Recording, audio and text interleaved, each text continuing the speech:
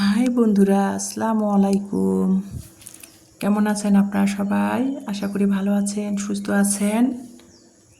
I হোক আমিও ভালো আছি। প্রতিদিনের মতো আমার ডেলি লাইফের আর একটি ভিডিও নিয়ে আবারও হাজির হলাম আপনাদের মাঝে। সকালে ঘুম থেকে উঠে এসবগুলো একটু খেয়ে নিয়েছি প্রতিদিনের মতো। তারপরে এখানে চলে আসলাম 7টার দিকে আর কি। ইমানি উঠেছে, মানে সরি, ইমানিকে তো 5টার দিকে ঘুম থেকে উঠে ফজরের নামাজ পড়ে পড়তে বসছিল। আমিও আর কি সকালেই উঠে পড়েছি, কিন্তু ক্যামেরাটা অন করে আপনাদের সাথে শেয়ার করতেছি 8টা থেকে। তো 8টার দিকে চলে আসলাম রান্নাঘরে। কারেন্ট নাই সকাল থেকে। তো গ্যাসের চুলায় পানি গরম করে বলক তুলে পানিটা নিয়ে গ্লাসে ঢেলে নিলাম, রুটি বানাবো। আর এখানে বাড়িওয়ালা ভাইদের কাজের খালা, ওনাদের গাছের, বাড়িওয়ালা ভাইদের গাছের কাঁঠাল মনে হয় পাকছে। গাছ থেকে 3 দিন আগে অনেকগুলো কাঁঠাল পেড়েছে, মনে হয় কাঁঠাল পাকছে। তো বড় কাঁঠাল খুলে ভেঙেছে, সকালে নাস্তা খাবে ভাইয়ারা। তো আমাদের ইমানি ইলমাকে 1 বাটি কাঁঠাল দিয়ে গেল আর কি। তো আমার মেয়েরা না আমার মতোই কাঁঠাল পছন্দ করে না। কাঁঠাল যদিও জাতীয় ফল, তারপর আমার মেয়েরা পছন্দ করে না। আর এই কাঁঠালটা না খাজা, মানে আমার মেয়েরা আমার মতোই যে কাঁঠালগুলো রসে ভরা নরম, সেই কাঁঠালগুলো একটু মুড়ি দিয়ে খাইলে খায়, খই বা মুড়ি দিয়ে। তাছাড়া এমনি যে খাজা কাঁঠালগুলো আমার মেয়েরা খায় না। অনেকে দেখি খাজা কাঁঠাল পছন্দ করে, কিন্তু আমার মেয়েরা তার উল্টোটা পছন্দ করে না। কাঁঠালে খায় না, কিন্তু যদিও খায় 1-2টা কোয়া, তাহলে খই বা মুড়ি দিয়ে খেলে নরম যে রসে ভরা যে কাঁঠালগুলা সেগুলো পছন্দ করে, খই মুড়ি দিয়ে খায়। তো তারপরও খাই 2টা 1টা কোয়া আমার মতোই। আমাকে যদি, আমি পছন্দ করি না। বিয়ের আগে খুব কাঁঠাল খেয়েছি, তারপরে না বিয়ের পর থেকে আর কাঁঠালের প্রতিও কেন জানি কাঁঠাল খেলে পেট ফুলে থাকে, গ্যাসের প্রবলেম দেখা দেয়, বুকে জ্বালা পোড়া করে। কাঁঠাল খাই না, আমি পছন্দ করি না। বিয়ের পর থেকে কেন জানি কাঁঠালটার প্রতি আমার অপছন্দ হয়ে গেছে, কী কারণে বুঝলাম না। আর যদি কাঁঠাল কেউ আমাকে ভেঙে দেয় তাহলে খাই 2-1টা কোয়া, শখ করে, বছরের ফল যেহেতু।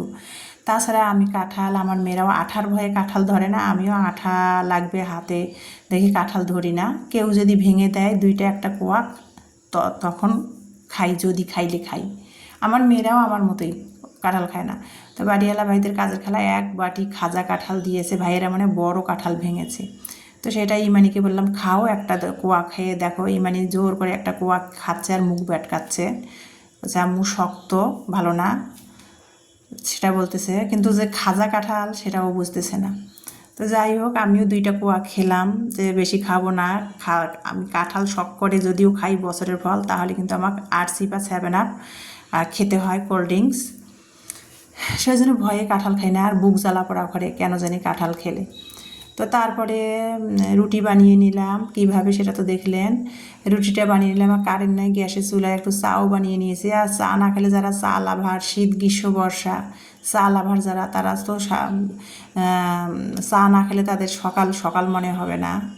তো চা লাভার যেহেতু সকালে একটু চা খাই, দিনে 1বার খাই আর কি, সকালবেলাটা শুধু। তো চা বানিয়ে নিলাম, গ্যাসের চুলায় রুটি বানিয়ে নিলাম। কারেন্ট নাই সকাল থেকে, মাইকিং করছিল কিনা জানি না।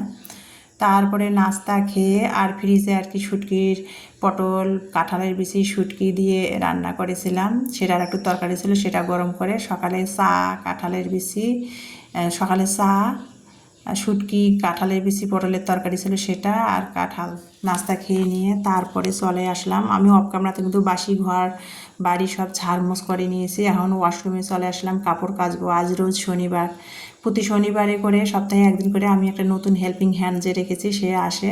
তো তার পারিবারিক সমস্যায় সে 2 সপ্তাহ আসবে না বলে গেছে। তো কি আর করার, কাজের মানুষের অপেক্ষায় থাকলে তো আমার সংসার চলবে না, আমার কাজ আমাকে করতে হবে। তো শনিবার আজকে ধোয়া মোছা করতেছিলাম, তো ওয়াশরুমে চলে আসলাম। নাস্তা খেয়ে বাসি ঘর বাড়ি সব ঝাড়মোছ করে নাস্তা খেয়ে, সকালে কিন্তু ঘুম থেকে উঠেই আগে বিছানার 2টা বেডশিট ভিজায় রেখেছিলাম। তো নাস্তা বানিয়ে 2 মেয়েকে খাওয়ালাম, আমি খেলাম, খেয়ে তারপরে বাসি ঘরগুলো ঝাড়ু দিয়ে ওয়াশরুমে কাপড়গুলো ভিজায় রাখছিলাম সকালে, সেগুলো কেচে দিতে আসলাম। তো বিছানার চাদরগুলো কেচে দিলাম, বিছানার চাদর বালিশের কভার কেচে দিয়ে আমি আবার বাথরুমের ফ্লোর 1 দিন পর পর হুইল পাউডার আর হারপিক দিয়ে পরিষ্কার করি। পরিষ্কার করছি আর কি, একটা পুরানা ছেঁড়া জাল জাল দিয়ে, জালের তেনা দিয়ে, হারপিক আর হুইল পাউডার দিয়ে বাথরুমের ফ্লোরটা পরিষ্কার করতেছি। কাপড় কেচে দিলাম তো, মানে সাবানের একটা যে ইয়া থাকে, ফেনার একটা বিজলা থাকে, সেইটা কিন্তু বাথরুম কাপড় কাচার পর সাথে সাথে পরিষ্কার করে না দিলে মানে পিছলে যাওয়া টাইসের বাথরুম স্লিপ কাটার ভয় থাকে। তো আমি যখন কাপড় কাচি সঙ্গে সঙ্গে বাথরুম পরিষ্কার করে দিই বাথরুমের ফ্লোরটা, তাহলে শুকনো শুকনো থাকে, ভালো থাকে। আর বাথরুমের ফ্লোর শুকনো থাকবে, ভালো লাগে, তখন ভেজা ভেজা থাকলে ভালো লাগে না। তো সেটা হারপিক আর হুইল পাউডার দিয়ে বাথরুমের ফ্লোরটা পরিষ্কার করে দিলাম, বেসিন পরিষ্কার করে নিয়েছি। আর কমোড কিন্তু আমি 15 দিন বা সপ্তাহে একদিন পরিষ্কার করি। ইংলিশ কমোড তো প্রতিদিন পরিষ্কার করার লাগে না। আর আমাদের তো 3 মা মেয়ে, বাসার মধ্যে ওইরকম লোকজন আসে না। 15 দিন বা সপ্তাহে একদিন কমোড পরিষ্কার করি, আর বাথরুমের ফ্লোরটা 2 দিন একদিন পর পর পরিষ্কার করি। তো সেটা করে নিলাম, গোসল করব। তো ভাবলাম কাপড়গুলো কাচা হলো। ইলমা আর কি স্কুলে টিফিন দিয়েছিলাম, ভাত আর তরকারির ঝোল স্কুল ব্যাগে ফেলছিল। ওর সাদা ইউনিফর্মে লাগছিল, সাদা ইউনিফর্মটা কিন্তু আমি তরকারির ঝোলের দাগ লেবুর রস দিয়ে তুলছি, মাসাল্লাহ উঠে গেছে। কিন্তু ব্যাগটার মধ্যে ভাবলাম যে এখন ওর স্কুল ব্যাগের তো কাজ নাই, এখন তো স্কুলে বোর্ড আর পেন্সিল বক্স নিয়ে যাচ্ছে, পরীক্ষা চলতেছে যেহেতু। তো এই সুযোগে ভাবলাম যে রোদও উঠছে, ব্যাগটা কেচে দেই, তরকারির ঝোলের দাগটা উঠে যাবে। তো ব্যাগটা ইলমার স্কুল ব্যাগটা কেচে দিলাম, তারপরে বিছানার চাদর 2টা কেচে, তারপরে বাথরুমটা পরিষ্কার করে একবারে ফ্রেশ হয়ে গোসল করে তারপরে চলে আসলাম একেবারে কাপড়গুলো, ভেজা কাপড়গুলো নিয়ে ছাদে। আমি যদিও সবসময় ছাদে আসি না, বারান্দায় আমার ছাদের কাজটা হয়। তো 2টা বিছানার বেডশিট তো আমার ব্যালকনিটা একেবারে ছোটো, জায়গা হবে না, সেজন্য ছাদে নেড়ে দিলাম। যে যতখানি রোদ আছে, এখন তো আবার বর্ষাকাল, এই মেঘ, এই রোদ, এই বৃষ্টি। তো ভাবলাম সকাল থেকে রোদ আছে, ওয়েদারটা আজকে ভালো, ছাদের মধ্যে দিয়ে শুকে যাবে। একবারে ফ্রেশ হয়ে গোসল করে ছাদে এসে বিছানার চাদরগুলো নেড়ে দিলাম, শুকাতে দিলাম আর কি। দিয়ে তারপরে ইলমা কত সুন্দর ফুলের গাছ লাগাইছে টবে, কি সুন্দর ফুল ফুটেছে, সেটা আর কি একটু ক্যামেরাবন্দি করে নিলাম। আর এই যে দেখেন, তারপরে 11:30 বাজে রান্নাঘরে চলে আসলাম, গা গোসল ধুয়ে একেবারে চলে আসলাম রান্নাঘরে। এখন বাজে আনুমানিক 11:30। তো প্রতিদিনের মতো 11:30 বাজে একটু লেবু পানি খেয়ে নিলাম, তার কোনো ব্যতিক্রম না আজকেও।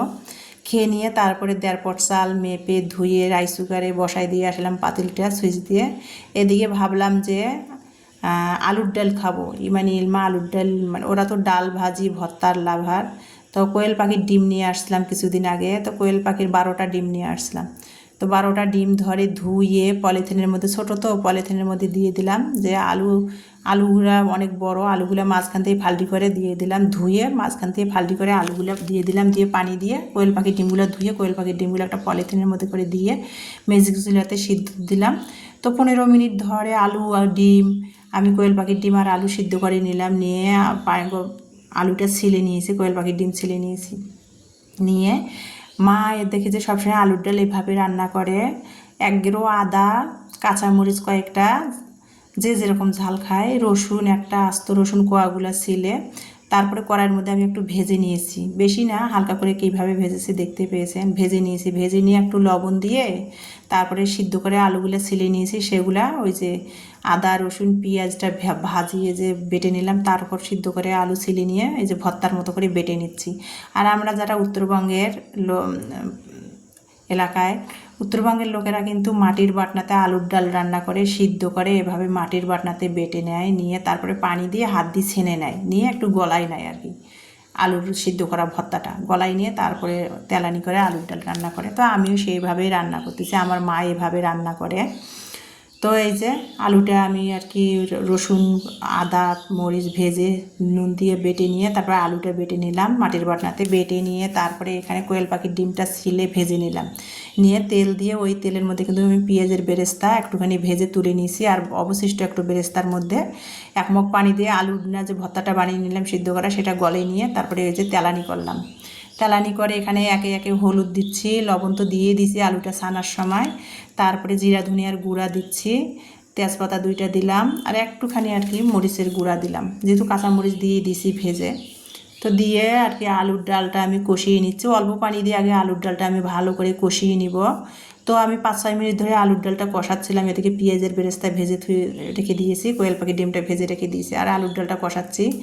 আর আলুর ডালটা যে কষাচ্ছি দেখেন, কষাতে কষাতে কী রকম টকবক টকবক করে ফুটতেছে। আমার মা সব সময় আমাকে একটা কথাই বলতো যে যখন ডাল রান্না করবা কখনো যদি আমার বিয়ের আগে আর কি সবসময় মা রান্না করতে আমি পাশে বসে থেকে দেখতাম মা ডাল রান্না করে, রান্না যখন করে মার কাছে সবসময় আমার কিন্তু মা ভক্ত আমি ছিলাম, সবসময় আমার মায়ের কাছে ঘুরঘুর ঘুরঘুর করতাম আর আমার মাকে ফরমাইশ দিতাম। তো মা সবসময় আমাকে বলতো যখন ডাল কোনো দিন যদি ডাল রান্না করো তাহলে সাবধানে রান্না করতে হবে, আলুর ডাল কিন্তু রান্না করলে ফোটে টকবক টকবক করে হাতে পায়ে ছিটা পড়ে। তো আমি আজকে আলুর ডাল রান্না করতেছি আর আমার মায়ের কথাটা মনে পড়ে গেল। মা আমাকে সবসময় বলতো ডাল কখনো রান্না করলে সাবধানে রান্না করতে, আলুর ডাল কষাতে গেলে কিন্তু টকবক টকবক করে ফোটে। তো সেটাই আমার মায়ের কথাটা কানের মধ্যে বাজতেছিল। আলুর ডালটা যখন কষাচ্ছিলাম টকবক টকবক করে ফুটতেছিল, হাতে পায়ে ছিটে পড়তেছিল চুলার পাড়ে। আমার মা সবসময় বলতো আলুর ডাল টকবক করে ফোটে কষাতে গেলে, আর পায়েস রান্না করলে যখন পায়েসটা প্রায় হয়ে আসে পায়েসও কিন্তু এরকম করে টকবক টকবক করে ফোটে, রান্না করতে গেলে সাবধানে রান্না করতে হয়। মা সব সময় আমাকে এই কথাগুলো শিখে দিত, আমার কানের মধ্যে এখনও বাজে। আমার বাবার বাড়ি সৈয়দপুর দিনাজপুর সৈয়দপুর পাশাপাশি। দিনাজপুরে থাকি অথচ মা অসুস্থ, চাইলেও কিন্তু মায়ের বাড়ি যাইতে পারি না। ওই যে সন্তানদের পড়ালেখার কারণে ইলমার বাবা তো থাকে না আর কি, দুই মেয়েকে সবসময় গাইডলাইন করতে হয়, পাশে যাইতে পারি না। তো মায়ের কথাটা মনে পড়লো। তো ডালটা আমি কিভাবে রান্না করলাম সেটা তো দেখতেই পেয়েছেন আর কি, মা এভাবেই ডাল রান্না করে। আর ছোটোবেলা থেকে কিন্তু আমরা যেভাবে জন্মের পর থেকে আমাদের বাবা মারা যেভাবে আমাদের খেয়ে পরে বড় করে সেটাই কিন্তু আমরা আজীবন ভুলতে পারবো না, তাই না? সেটা যে মনে হোক না কেন, যেমন ছোটোবেলা থেকে মা সবার মা যেভাবে খাওয়াই পড়ায় বড় করে, সেই মায়ের হাতের রান্নার স্বাদ কি ভোলার মতো বলেন তো? মায়ের হাতের রান্না যেমনই হোক মনে হয় যেন অমৃত। মায়ের হাতের রান্না কিন্তু মৃত্যুর একদিন আগ পর্যন্ত ভোলার মতো না। মায়ের হাতের রেসিপিটা রান্না করতেছিলাম আর মায়ের কথাগুলো মনে পড়তেছিল।